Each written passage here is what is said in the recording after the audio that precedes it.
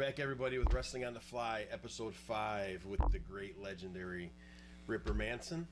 This is part 2, hour 2 of who knows how many parts we're going to do today, right? Yeah. All right, we're kicking off with 1995. 210 of 95.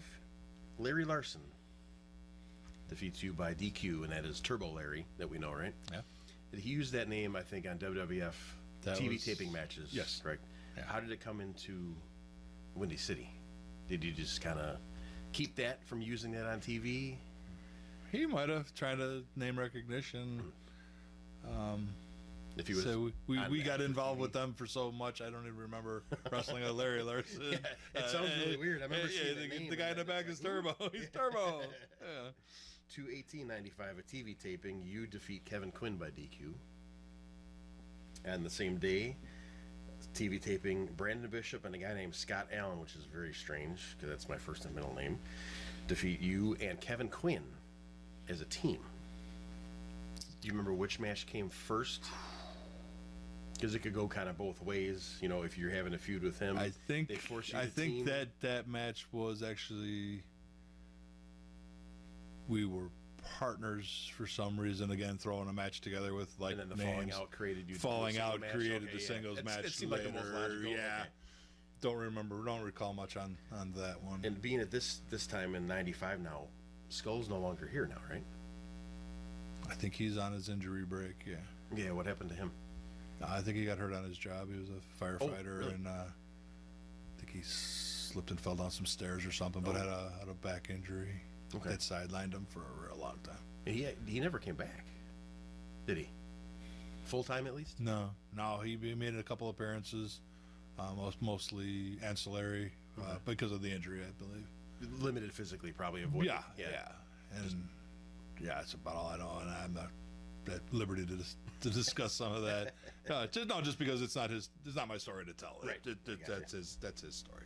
So when you do the Brotherhood segment, we'll get him here and you can ask him yourself. All right, we're gonna hit it right now. This is an exclusive, folks.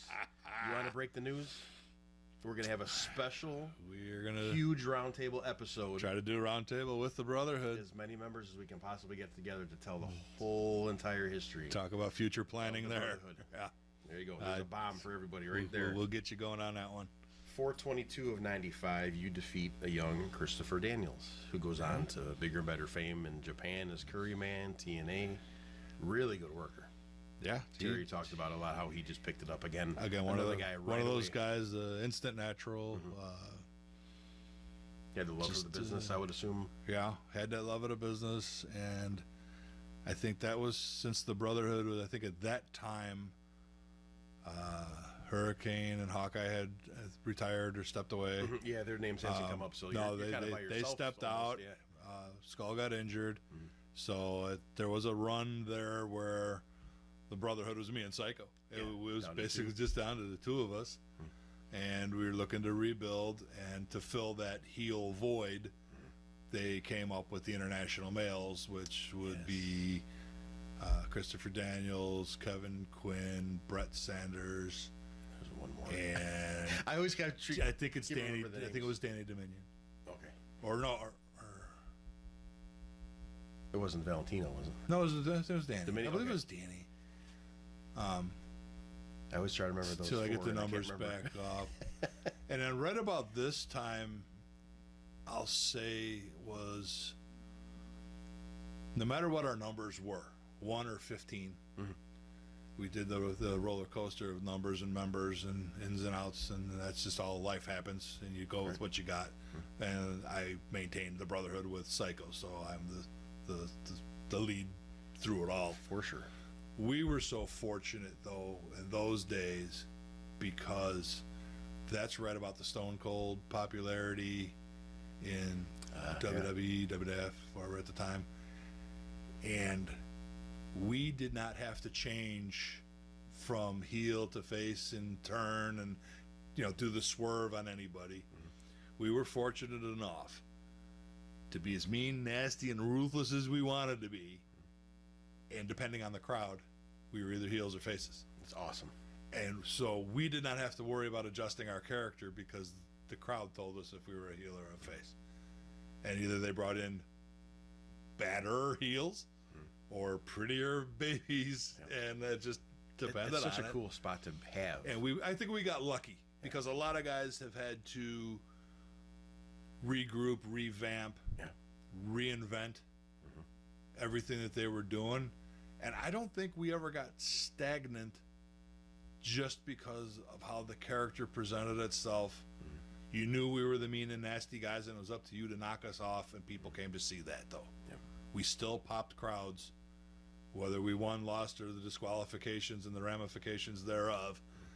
We still maintained a fan base, a fan interest.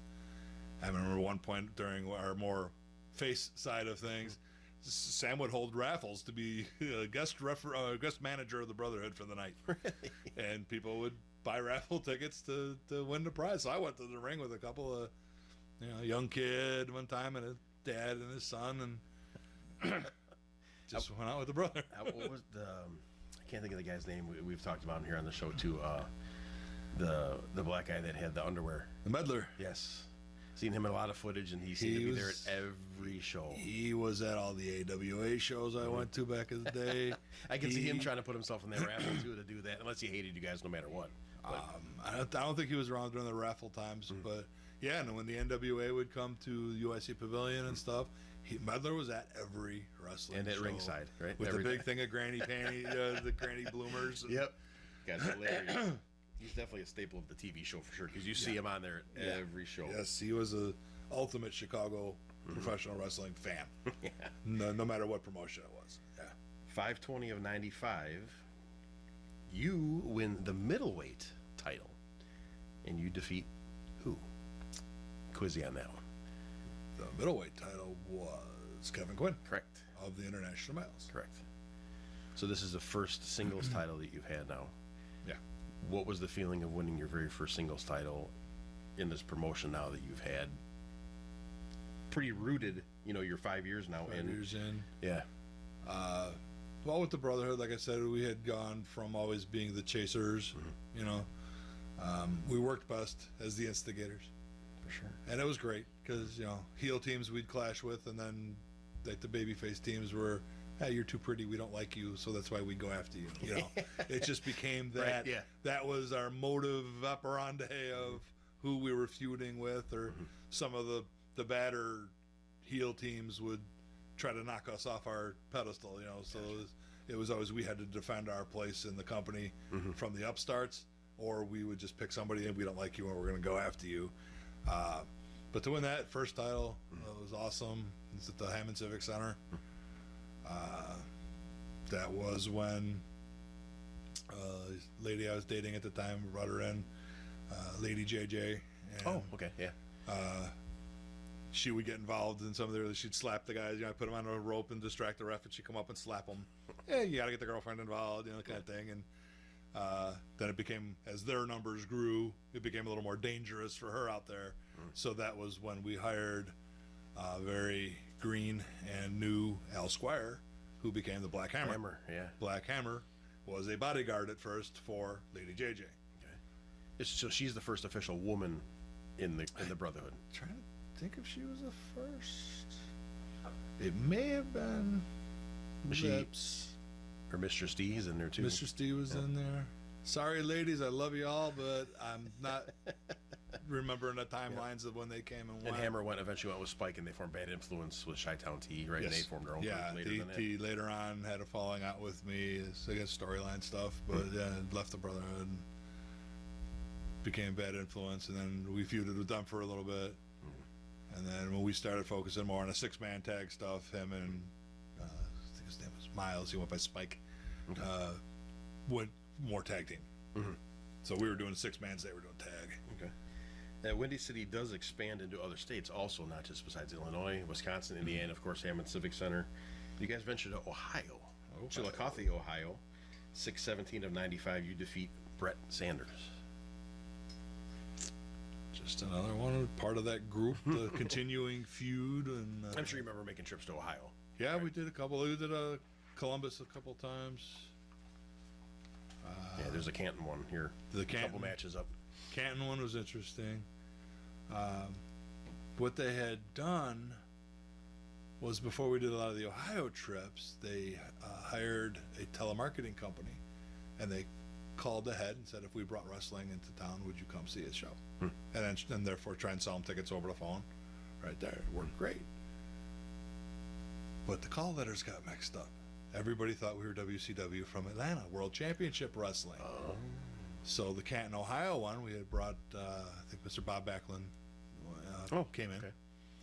And we're in a goodly sized arena, 5,000 people, I believe. And 2 people left because it wasn't, what they thought for WCW from Chicago instead of Atlanta. And I think also it was the sheep herders were supposed to be on the card, and they unfortunately had a scheduling conflict or a canceled flight or something. They couldn't make it. And I believe that crowd got their money's worth still, because that's still when Windy City just had a powerhouse lineup of talent. And if you were a wrestling fan, I don't think anybody walked away from that show disappointed. Yeah, I could see how that could be almost like an awkward, or like nobody would show up if that gets out.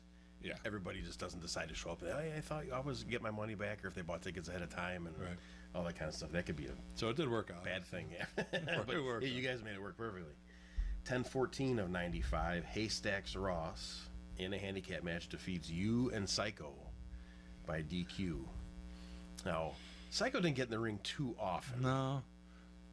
I think that was one of those backdoor angles where he got to where he had to. Continuing from way back history. From way back, and where he had to come in and so how was Psycho in the ring itself? Just kept the limited manager role, not doing too much. You did most of the work, and he just kind of took cheap shots and all that kind of stuff. Because he started out as a wrestler, but then he broke his ankle, and he's got plate and pins in there, so his mobility isn't all that good.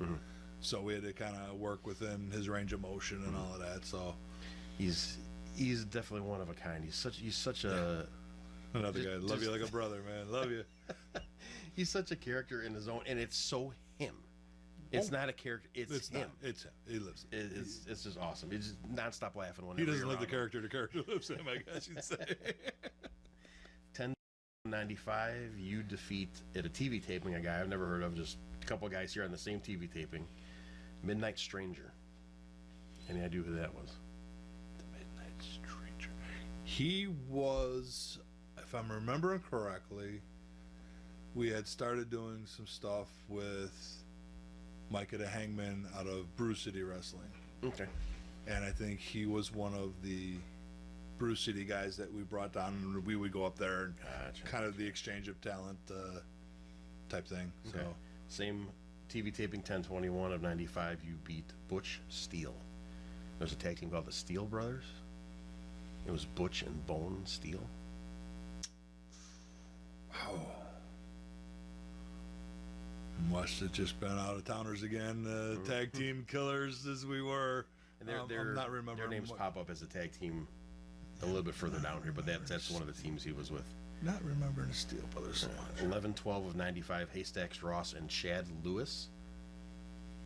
That's not our Chad Ivan. No. Right? Okay. No. Defeat you and Psycho again in a regular tag match. Which was funny. I was wondering if that really was him, but I didn't never think it was, because I knew his first gimmick was the Russian. Yeah. No, that was Ivan Urkov. Yeah. 12-2 of 95, you defeat Ivan Urkov. Yeah. How about a young Ivan Manson? Before he was Ivan Manson. Before he was Ivan Manson. Which I gave him that name. You did, really? Yes, I did. Interesting. Made him a Manson brother to kind of fill the void where Skull had left, and again he was green talent, but another one of those guys that lived, eat, slept, breathed the business. So as a rookie young guy, worked very well. Compliments up and down the board. I liked his early pictures too, when he finally became Ivan Manson, and he had the goatee with the middle shaved out, and he looked just like Anton LaVey. Have you ever seen what he looks like with the middle? Unless that's what he was going for. It might have been. With the ball, he looked just like him. Yeah. I'm like, that's a really, really cool to get the name over and just the fear the look and over. Would he be had like that next... dead walk stare that we all had? Yes, he did. Would he kind of be like the next guy that came in after Hawkeye and Hurricane were gone? Would you see the next guy to the join? Rebuilding? Yeah, he was part of the rebuilding of it, and a lot of the guys, little known tidbit, the Brotherhood was more on the legit side of, we were invitation only. If you became part of the Brotherhood, it's because we looked at you, we researched you, we thought you fit. It wasn't Sam saying, here's your new partner. We would go into the office and say, we want that guy. So your Brotherhood was definitely handpicked for the longest time. Yeah, that's pretty, I don't want to say a sensitive, but a very overwhelming thing for me when I found out when you did that, when that's definitely down the list further. We're going to go into detail on that, but that's one of the biggest honors in my career by far, of the invitation of getting that. And that's such an amazing honor. I can never not thank you, like almost every time I see you, for everything that, you know, the recommendations and the sticking your neck out for me and all that stuff to bring me in your guys' group and to treat me as one of your own. So I'll tell you thank you every single episode. So You're welcome. 12-15 of 95, the Texas Hangman and the Harley Brothers beat you, Psycho, and the Steel Brothers. Again, that's a really crazy TV match that might have just been I think that was thrown a together to match throw to it have together. a match. I'm real fuzzy on that. I really am and not. that was a TV taping. Not recalling that one at all. All right, 8-18 of 96, you lose the middleweight title to Brett Sanders. That is correct. You end up having a long feud with We- Brett. Quite a few dates that were on here. We feuded for a while, and I think that was more of a courtesy loss because he was going to Puerto Rico.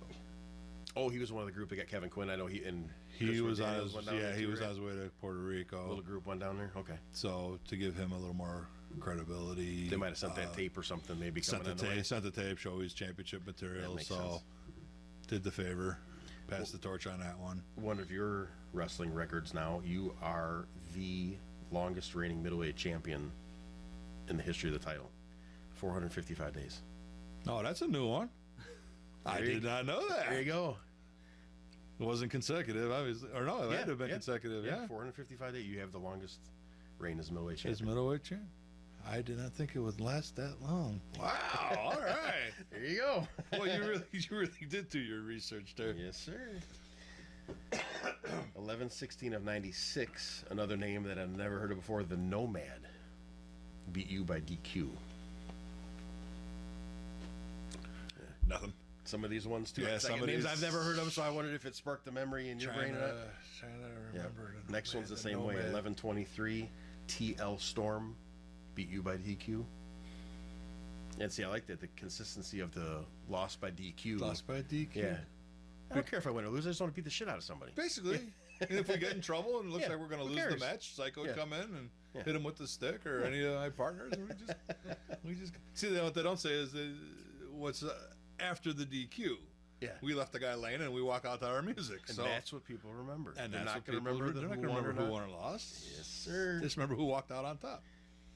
3 in a row, actually. 12-13-96. You defeat Blue Thunder.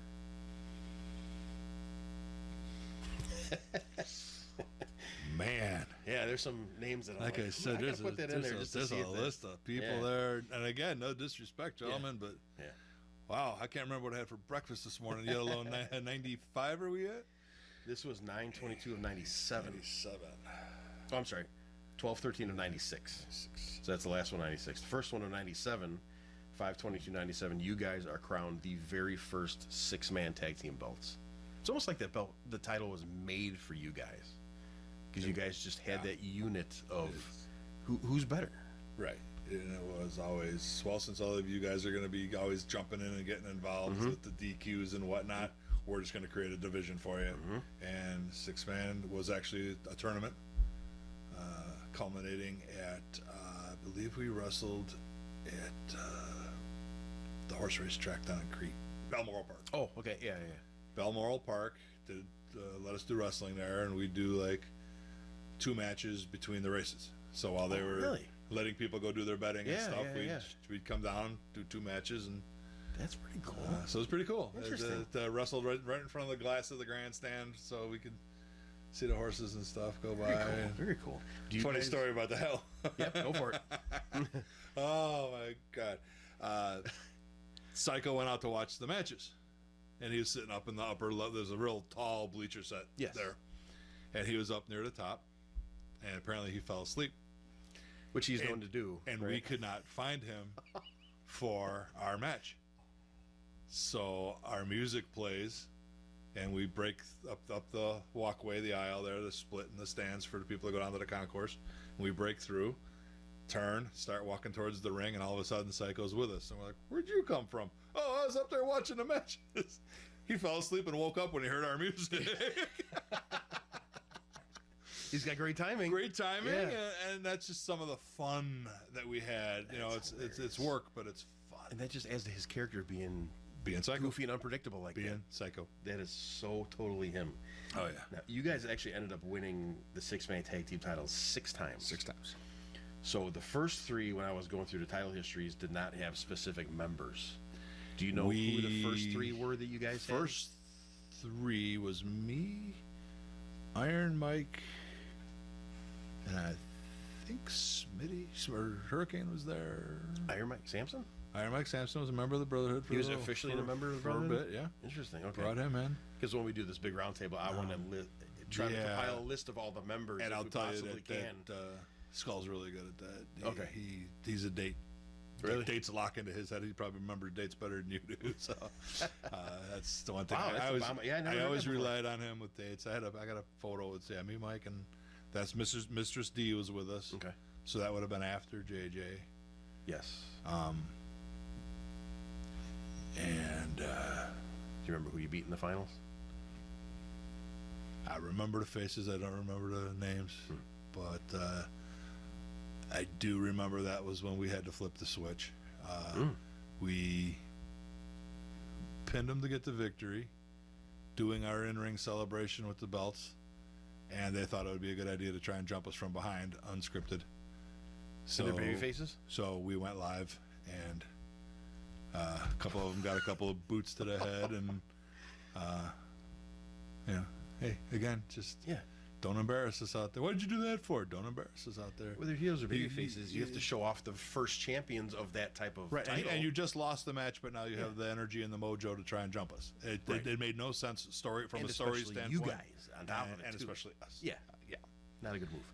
not a good move because we flipped the switch and went live. As we call it, we went live. 8/16 of 97, you and Psycho again, another tag team match against Christopher Daniels and Kevin Quinn. Was that part of the group? Probably International Males, was it right? Probably just probably another setup match because I think we ended up feuding with them a little bit, kind of ins and outs, and this is where the membership gets blurry with the Brotherhood, And Psycho was probably there just to make Psycho was fill there the to spot. fill a spot, Yeah, and gotcha. who was in? Because I know I forget the timelines of bringing guys in, and It is hard. because I know Terry had his run with us. Yeah. So you got to remember that. Did that come out of International Males feud, and they helped out the International Males and Because he was part of another group too. yeah, Yep. because That's, Terry was part of another yep, group. that's about and halfway it's- through the tag title. Yeah, Yep. yeah. So Yeah. some of the interactions get a little foggy. And with that many people too. And some going of it, it, yeah. some of it too was for a number of years too. I was a dual title holder, so I had the middleweight plus the 6-mans, or I had the league and the 6-mans, in and out of the 6-mans. But there were times that I went with the double ropes going with the belts. So the timeline will break down 6-man and league or whatever, but it was actually like at the same time. Yeah, that's hard to So, interchange. Yep. so interchanging those and those matches is a little difficult. Yeah, but that could be a little confusing for sure. yeah. Separating all that stuff out, yeah, that's a monumental task. yeah, plus the 6 or 7 minor concussions I've had. Yeah, you kind of forget things. Yes, you we know. do get hit in the head a couple It, thousand it- times. in it our is careers, legit, so- folks. It is legit. Absolutely. 131 of 98. Pretty well put together 6-man tag team came along called the Furies. Look was great. Look was great. Straight out of the movie, Yep. The Warriors. From Mitch Blake, is it Jethro or Jeff Fro? Did he go by both? depending on. I believe it was Jeff Rowe. Okay. No, I've heard both. I've heard both. Yeah. But I think the name on it was. I want to go with Jethro. I want to go with Jethro. And Jim Castro. Does that sound right for the third guy? Yeah. I don't think he was a full timer. He was kind of like they did tags. He was the manager, but for 6 months he would slide in and do that. And I think at that time he was helping Sam with the book and all of that. So Okay. he was kind of an office guy, kind of also a worker. Okay, so they end Type. your first reign as the 6-man tag team belt. So they Yeah. take it off you on January 31st of 98. Yeah. Then 5/18 of 98, at Battle of the Belts 10, you regain the belts back from them. How were those matches with those guys? They were good triple snug matches. Yeah, pretty physical, I would Very assume. physical. Yeah, I've wrestled Mitch a bunch too. Kind He's of brutal. he lays it in there too. He likes to lay it in there. I think it was the following year when we went. We didn't win the match, but I think it was the belts. And you get to look and you see the look in guys' eyes, you know. And I don't think we ever made one tag in the entire match because we just started slobber knockering them, just from the get go. Yeah. Grab a guy and just start beating on him, and the ref just let it go. And so we were I was tossing Jeff Rowe around, and Mitch came in, and I was in the corner, and he had that look in his eye like he wanted to do me some harm. So I ducked my shoulder and grabbed the arm, and I launched him. And I basically backdropped him over to the corner turnbuckle. And the only thing that saved him from catastrophe was his calf caught on one of my guy's shoulders, which rotated him and let him take a good, softer landing. Because he was going head. He was head first. So, but we were able to, make amends and call it in the locker room. I just laughed it off. I looked at him and says, "Well, at least we know you can't fly." 9/23/98. We're talking about Terry earlier. The team of Devastation. Yes. Which is Terry, Steve Boz, and Brandon Bishop, and your second reign as the 6-man tag team titles. What did you see in the young Terry? He was yet another one of loved it from the get-go. I don't believe I had yet been told his whole story, so I didn't realize how young he was because he got in with parental signature, I think at 17. He had a baby face on him too. And he had a baby face on him. My brother had a baby face on him. Yep. But again, that became more of the popularity of the times was the technicals against the bruisers. So they were the wrestling move guys, and we were the brawlers. So we kick punch, they wrestled, and it actually created some good chemistry for the matches of back and forths and up and down with the crowd. You get everybody rolling. And major opposites against each other. The opposition worked. Yeah. He definitely earned that name, Tenacious, too. He was, yes, definitely. He busted his ass. He always has. Yeah. 10/30 of 98, the Brotherhood beat Devastation to regain for the third time now the 6-man tag team belts. 11/28 of 98, Devastation, this time it's Steve Boz, Terry, and Jason Rain. Yes. Defeat you guys for the 6-man tag team titles. How about Jason Rain? I haven't heard too much about him. Terry did talk a little bit about his. They had a little bit of sketchy relationship, and then eventually they patched things up. That was them personally behind the scenes. Right. That I yeah, was they had some personal things. Not privy to, and you said they washed it over. They washed it over. I think there was one match where Sam had said, "Keep an eye on this one. If it gets out of hand, you're going in there." Because I think he didn't tell me what was going on, but he knew there was some private heat, and he didn't want that to spill in. Yeah, if it gets out of hand. And again, that makes sense. I think Terry did allude to that even though we had personal heat, that he went in and was able to work with Jason. Yes, that's what he said. He said the match was great. Yeah, which showed the true professionalism of both men. And that for the business and for what you're passionate about, what you love, you can put aside your personal shit till you get out for 10 minutes, right? And if you still hate each other after that, go in the parking lot, kick the crap out of each other. I don't care. That's true. 10/28 of 98, you win your second singles title. This time it's the somewhat newly created league title. You defeat who? I was thinking about that on the way over, and So you go 3 for 3. You're 2 for 2 right now. The league title victory. So for the people watching too, the league 6. title is the title that is now above the lightweight, the middleweight, and the heavyweight Like title. the company, so that's the company premier umbrella, title, like the correct. umbrella title. That so any weight division could go to the league title. So Okay. it became like the top. Was it Steve Boss? Yes. Boss, 3 for 3. You got my perfect- man.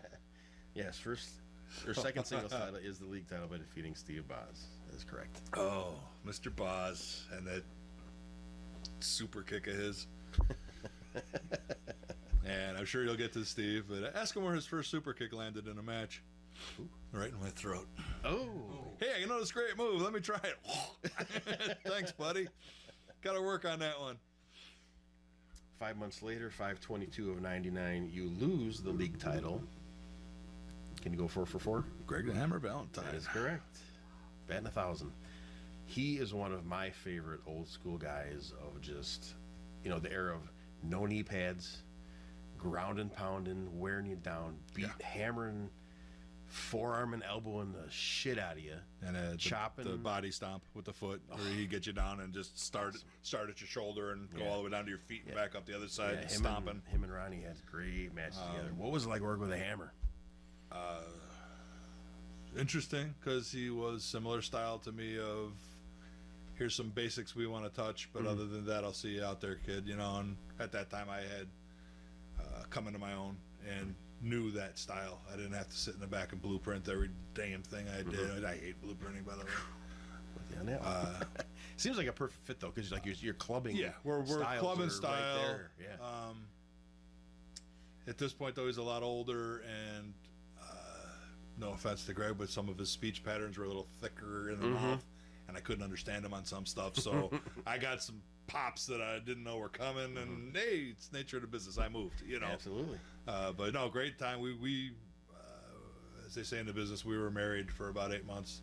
Oh, really? That long? We Okay. had bounced around, and at that time I was holding the league title. So Good guy overall though to work with. good guy overall to work with. outside, too. The vets.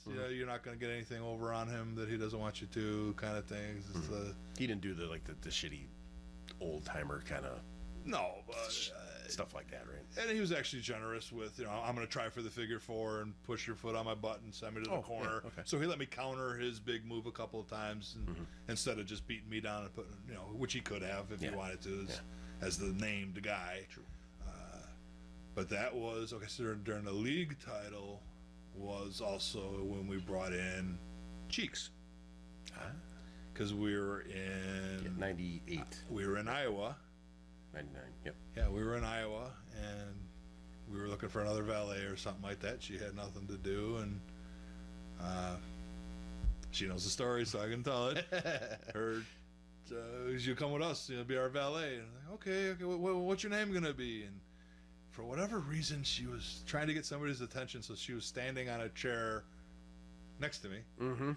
And I looked up, and her cheeks were hanging out of the shorts, and I said, Cheeks! And it stuck. So, honey, I love you. But yeah, that's how that all came about. And she is an aces as a person, one of my favorite people to this day. Great girl, sweet girl. Just great girl. And Cheeks is always. Yeah, she's been a lot of SCW shows here too, Yeah. with Snake and stuff, and she's just so fun. And I actually did a First Blood 6-man tag with her one time when her and Jimmy and Mitch were together against me. Yeah. And I think we Ruff stole and her them. from them. Yeah, I think we might have. That sounds right. Yeah, something like that. Yeah, she's awesome. 129 of 2000 now. We're getting that much further now. Yeah, a little more modern. Brotherhood wins the 6-man tag team titles for the 4th time, and I think that's if I'm correctly here. It's this time I have actual members listed: you, Stone, and Terry. Yeah. So there's 2 things here to go off on. Stone Manson, I don't know much about him at all. Terry said it was one of his favorite tag team partners that he did like actual individual tag teams with. So fill me on Stone Manson. Stone Manson took a similar path to Ivan. Okay. He came in, and in his rookie time, when he was finding himself, was wrestling as Chris Stone. So we kept the Stone. gave him the Manson and said he was a cousin or something like that. But we, when he first came in, Mike wanted him to be with us. Skull wanted him to be with us, and I said no. I vetoed it right away. And he's like, "Why?" I go, "Well, he doesn't really look. He was a handsome gentleman," and I'm like, "He doesn't quite fit." And handsome is a part of the criteria for the. Yeah, I mean, look at this. I mean, come on. So, and at that time too, and I'll say that me personally, my personal journey, I wasn't mature enough yet. I had a lot of growing up to do in the business. So the attitude that I had at that time was a little egotistical, a little not right. So I was full of myself. No, And then after I grew up and noticed him, this guy will fit. His maturity in his style, he's got a good swag. He can talk. His interviews were phenomenal. But he was getting jobbed a lot because he just didn't really have a presence or a push or. Chris Stone is not somebody I'm going to pay my money to go see. So we had to kind of figure out something with him. I'm like, we need a guy. Hey, come here. And I went to the office. Sam, we wanted to do a switch. And, okay, how do you want to introduce him in? And we just brought him out and introduced him. Okay. Hiding he's right in front of your face the whole time. We hit him because we wanted him to develop. So here's our cousin, Chris Stone, All right. And Stone Manson. So interesting. Now, Terry on this one, too. Terry's one of the few guys that we never hung the Manson title on. That's true. You should have forced him to shave his head too, for one thing. Well, I mean, Terry, I'm kidding, Terry. You got a great head of hair, and you still do. All of us. Yeah, it's a different story. Well, bald by choice, not by nature. I'll tell you that much. But it fit for Terry. It's because he's got that attitude, and he's got that. And Hurricane and Hawkeye were full-headed hair guys too. Oh, that's true. Yeah, you're right. So it's not a prerequisite or a requirement. Now, he actually came from the six-man tag team champions that were before you. So he was on the team that you guys beat, and now he's on the team that wins the six. So in between there, he explained that he had some kind of injury, and then when he came back with you guys. That was when Terry, I think he blew his shoulder out. That sounds right, shoulder. Yeah, that sounds right. And he was with Steven Jason. Yes. And I think as a backside of whatever heat him and Jason had, he couldn't continue in that team. And when he was down with the shoulder, when he healed up, he was looking for a home and a place to go. And I'm like, well, how cool would it be if you joined us and we go after them? And it just sent from heaven. The pieces of the puzzle just were put themselves together, and it just morphed into, we'll give it a try. We're gonna dominate, because then the chemistry between me and Terry and Chris Stone, man, fingers on a fist. That was perfect. It was almost, it gave you that almost original feel. It was the unit, right? Tight group. I was home again. Yeah, just back to, we don't like you. We're going after you. We don't care if we got the titles or not. We're just gonna pick somebody and go. Love that. Yeah. At the very, 6 months later, 7/27/2000, you lose the six-man tag team titles to a team called Station House. Boys from Ohio. There was Station House as in firefighter gimmick. I think that was Pumper Station and I forget the other guy's name. But yeah, they did the firefighter bit. They had a manager who was the chief. I can't remember his working last name. Chief Hot, I think it was. And then a girl valet that came out and with a Doberman. Oh, or not Doberman. Oh, Dalmatian. Dalmatian. Sorry, Dalmatian. And that's pretty and cool. she was a very attractive woman. So the eye candy factor with the group, and they were chiseled, muscularly wise. Okay.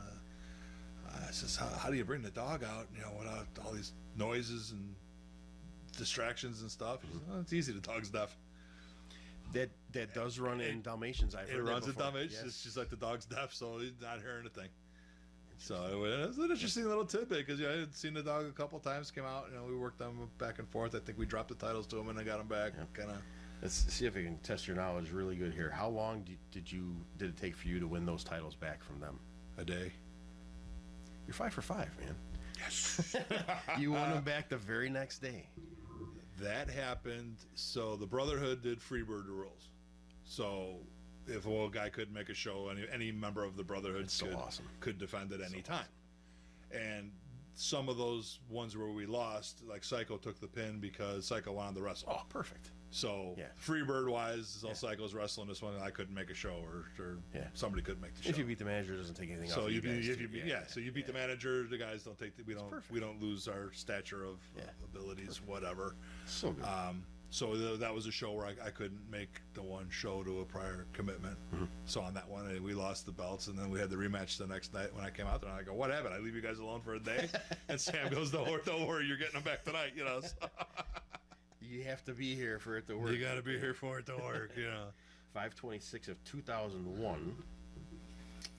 Naughty by Nature defeats you guys for the 6-man tag team belts. That was it. What's that date again? That one is 5/26 of 2001. So you guys That had it was for Battle of the Belts. 10 months. That was the stacked ring Battle of the Belts show.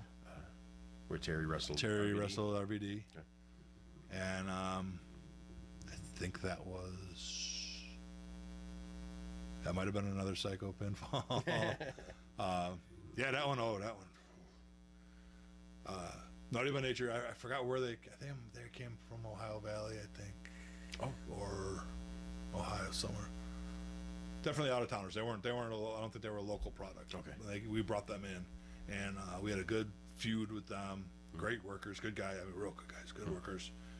And I remember that one. We had built. It built a ramp, so you'd come up a ramp and then hit these big square wooden boxes. And Sam had like two or three of them. If he ever needed like a camera platform in a corner, he could put the box at ringside and the cameraman could stand on it. So we just use it as a prop. Sometimes it was the ramp away, or otherwise it was a camera stand, something. Okay. So we put the two or three boxes off of the ring and the ramp, and that's where we made our entrance. So during the course of the match, I get one of the guys, I throw him out of the ring onto the boxes, I go out to get him, and boom, boom, boom, and he comes underneath and he press slams me off of the box onto the floor, which took me out of the match, and then the finish happened. But that bump, Oh, I can imagine.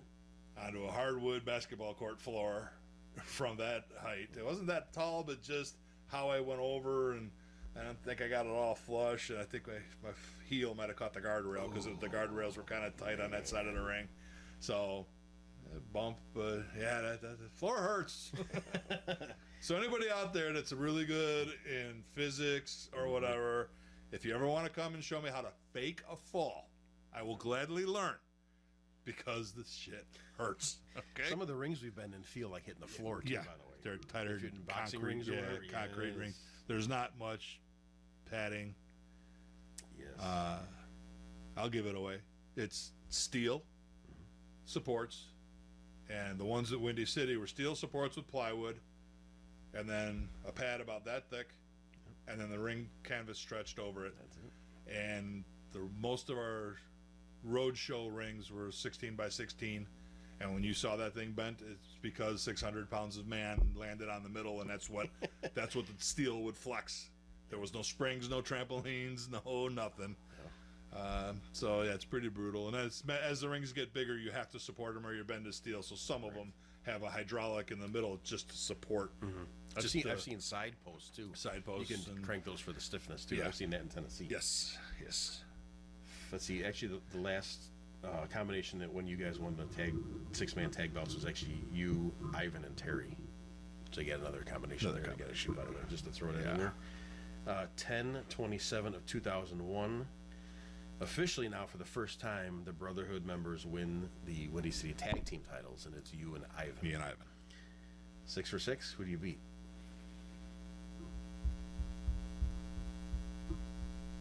Boz and Jazz. No. Oh. You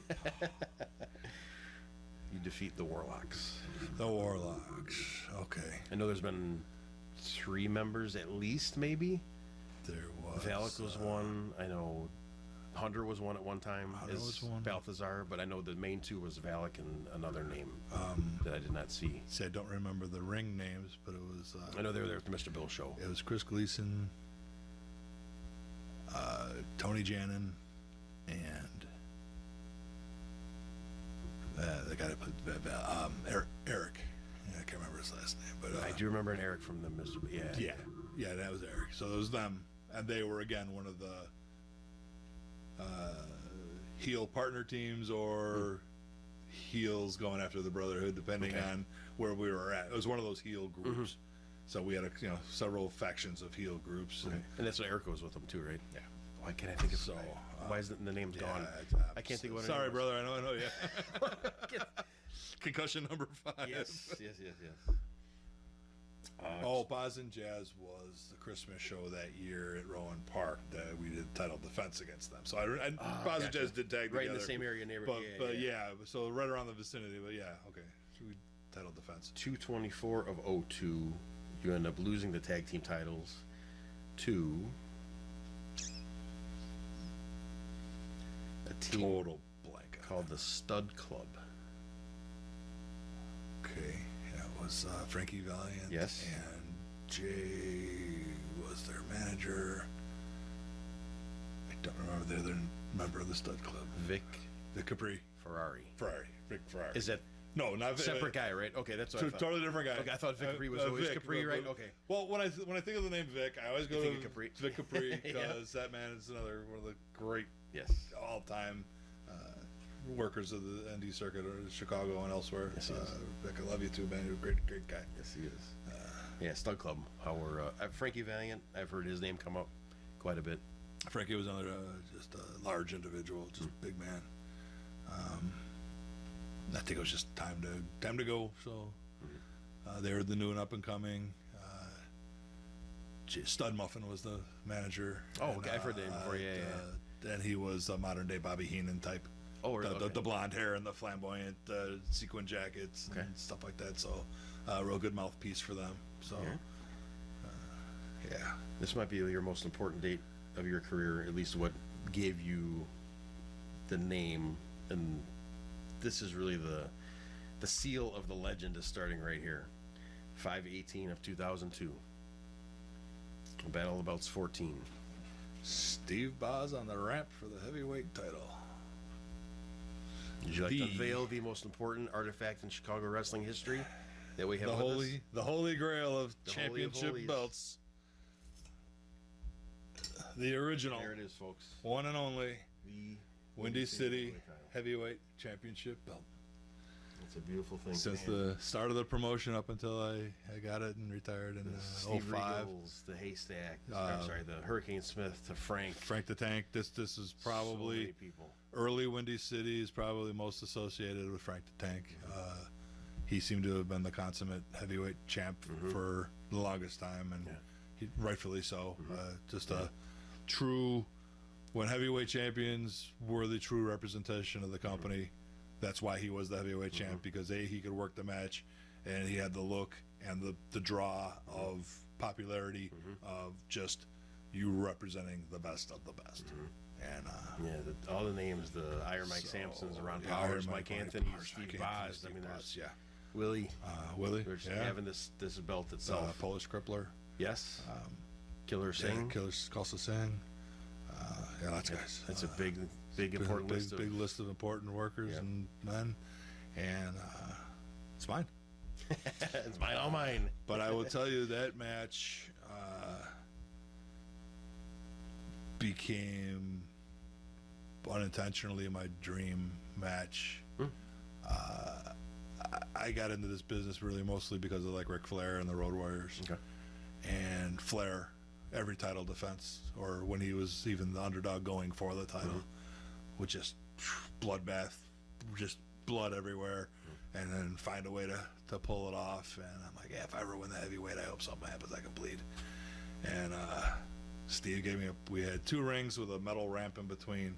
Oh. And if you've ever been to one of the home stores where they got the steel racking with the wire mesh that they put the product on. Oh, yes. So the steel shelving, we made a ramp out of that. So we set up I had a full Brotherhood in force. I had me, Ivan, Ronnie Severance, Psycho, and Cheeks, who were all out with me for this title shot. And we set up a table, and it was a Chicago street fight. So falls count anywhere, anything was fair game. Nice. And I got Steve out onto the ramp and put him between my legs, and I pointed at the table, and I was going to do a power bomb flip out onto the table, and he blocked it and backdropped me, and I landed, and part of the mesh raised up a little bit. Oh, okay. And then he raked my eyes, or somehow he got me in position, and he put me up and called for a pile driver, and he went up for a pile driver.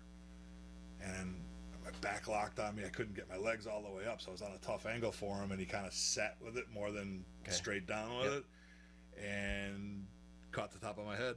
And Piece of metal the that piece was of sticking metal up? that came up, and I didn't feel it.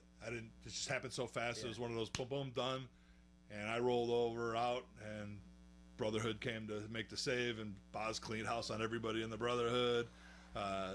Psycho swings his stick at him, he ducks it, and he super kicks Psycho, and Psycho goes through the table that we had set up. So Psycho falls off the ramp onto the table, steps on Cheeks' fingers. By the time he jumps down and gets me, and I am just, it felt like somebody just took a solo cup and just poured blood down my head. Nothing like a hard way, huh? Nothing like the hard way. And yeah, that was a bloodbath. I mean, you could some of the camera shots, and I think Richard T doing the commentary actually commentates of like, oh my God, you can see the blood pumping out of his head with every heartbeat, you know. So yeah, I was bleeding bad that one. And the match before was Terry and Balthazar in I think it was the body bag match. Oh, yeah. We show clips on the show from that, yeah. So I think Terry was busted open in that one. Was that the DDT for him on the however walkway? he did it, because I didn't see it because that was the next match, so I was waiting in the wings to come out. I was more focused on what I had to do. And then Steve got busted open in my match, and I got busted open in a match. And we go back, and God bless her name's Gina, paramedic lady. They always came around. Sweetheart of a lady, awesome to all the guys. She always brought her kid backstage, and it's just kid was great. We loved her. It was just awesome. So I come back at the end of the match in the locker room. She's working on Terry. She sees Steve. Oh my God, wait. And she grabs Steve. Then I come through. Holy cow. And I'm just like, let me go take a shower and see how bad this is. You work on those guys. But she had three of us in a row, all came back just bloody messes. And I was, so yeah, it was 7 steri strips later, and off to the bar I went. You know, hey, it's because you got to replace the lost fluids. You know? Yeah. Replace the reds with the golden color. Exactly. 9/28 of 2002. Again, at the same time, you are the 6-man tag team titles. Also at the same time, the Brotherhood defeats the Polish Crippler, Gino Latino, and Lil J Dog for the 6-man tag team belts. So once again, you're a double champion. Yeah. This is the 6th time now that you guys have had the belts. Gino Latino is a character into himself. Oh, yeah. Great guy. Just watched a match actually earlier today before we came here of you guys doing a singles match, and he has the big giant wig, blonde straight, the wig. It was a straight-haired wig, like Tina Turner kind of looking wig. Yep. And he actually, you mentioned Severance too. Ronnie Severance was his name. Was the referee. He knocked out a ref. Yeah, he came in, took over, and he was smoking and drinking a beer. He grabbed the ref around the thing, went behind the curtain. You hear and then he comes back, the referee shirt on, and oh my God, it was. And then halfway through the match, the bare-chested referee comes out with the cops. Yep. Security takes him away. They arrest Ronnie. So he does the rest of the match. And he ends up roughing the rest of the match with no shirt on. That was Gary Gronke. Yeah, hey, Gary. That was so good. Yeah. So there's another member right there. Yeah, is that Ronnie Severance? Yeah, there's Polish Crippler too. Awesome. When I saw him flip in the ring over the ropes for the first time just to get in the ring, I was like, for his shit. height, which I think he's at 6'8", maybe 7, 6'8". Yeah. Very agile. Very agile. But with the agility, though, he was also strong as an ox and physique as steel. Just run through my clothesline and give me one, and he damn near took my arm off. I mean, just like, oh, man. Oh, yeah, it's coming. Another match you had with, I guess you could say another name during this period is 6/20 of 03. You beat Shark Boy. Shark Boy. I was up in TNA Wisconsin. TNA name. Just one of those ones heading up north, go do a show. I don't even think it was a Windy City promotion. It was one of the one-offs. It was one of the one-offs that I did for another company, and they brought him in. Or no, I might have been a joint thing because a lot of the Windy City guys went Yeah, it was funny because I had seen him a couple of times on TV and thought he was a little taller, and he came and looked at me and he's like, "Oh, okay." And I'm like, "What?" He goes, "Well, they told me you were this beast, a 6'9" monster dude," and I'm like, "I'm 6 foot, at the time 265, whatever." He's like, "Okay, that's more workable." And I'm like, "Yeah, no problem." So somebody had built me up to him and scared the crap out of him, and then when he finally saw me, and he was good to work. It was fun, just a fun gimmick match because he always did the Hulk hands and That's right. he'd come out with the Hulk hands. So Yeah, he was a good goofy character. Good goofy character. Yeah. 5/14 of 2005 now. Battle of the Belts 17. Super important date too. This will finish off our part 2, guys, before we go to a part 3. Final date here, 5/14 of 2005. Battle of the Belts 17. You defeat the living legend Larry Zbyszko. Yes. I watched that match earlier today also. I love Larry Zbyszko. What a worker. Yeah. What a talker. What a heel. Good heel. And at that time too, doesn't wrestle much more, and that was after WCW had its run with him as commentary and stuff, and he was still getting in there. He was looking great. He was great. He was in there with you, but he was right there with you the whole match. And then I saw the leg sweep choke slam. The leg sweep choke slam was the out finisher. of nowhere too. It was a reversal out of the corner and got the leg sweep choke slam. And awesome. How was he to work with? I've heard nothing but great things about Larry. All he was concerned about is don't do any moves that it would affect his neck, because he wanted to hit the golf course the next day and it would affect his. I've heard he's a very good golfer. Yeah. So he's just like, kind of stay away from my neck. I'm like, I don't do it. I'm a kick punch kind of guy. It's like, okay, we'll get along just fine. And I thought it was just great storytelling. That's when I ended my full-time schedule of work. That was my retirement match. If I lost, I was done, and if I won it, then I would have retired as champion. And as you can see, you're the only man in the history of the company to retire as any champion at all. Any champion retired, and I believe in most all of wrestling. One of the few, the handful. Other than like Vern Gagne of men. That's probably the only. Yeah. And Vern owned the promotion, so he did it to himself. But to have the honor of taking that home with me that night, you earned it. It's yours. Keep it. That's a pretty special thing. So, and this is a Reggie Parks. This one is too, huh? Yes, sir. Interesting. It's very cool. Raised on his track. That just makes it that exponentially more of a prize to be the greatest belt maker of all time. Yeah. To have that.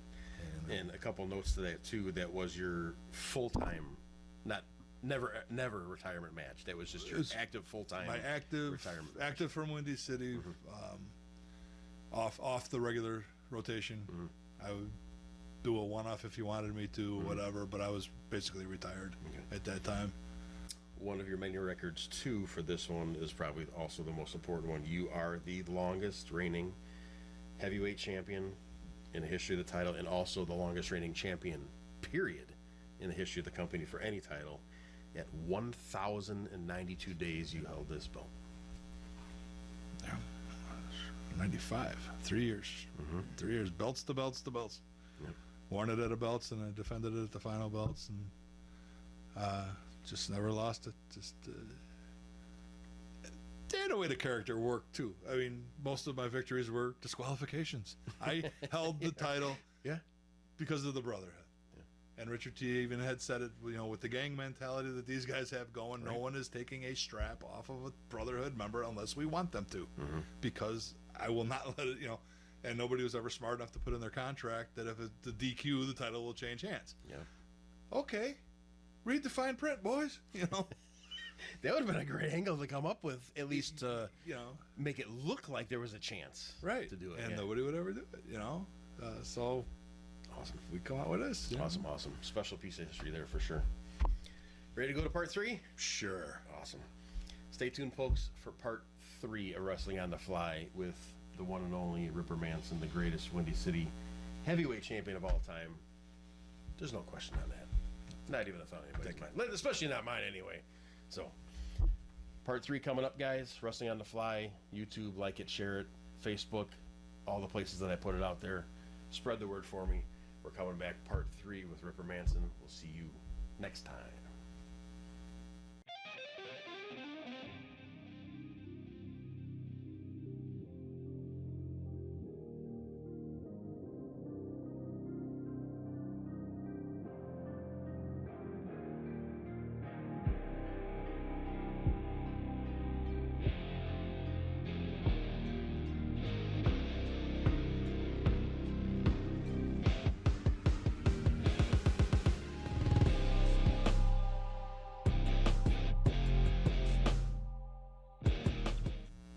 just started hanging out and talking and kindred spirits. He's an old timer like me, physical age wise, and actually a little bit older than I am. You old man.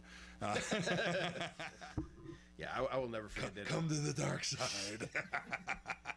I was on the dark side, but I went to the darker side, the darkest went to area. the darkest. Yep. I will never forget that phone call because I was like shocked. Get over yourselves. Put it in there. And if you can't handle getting, the landing of the bump or whatever, get out. It's not free. Yeah, Get out. Agree 1,000%. And I'm sure we're covering this later, but my whole unless you meet my price tag, and that is $1 million.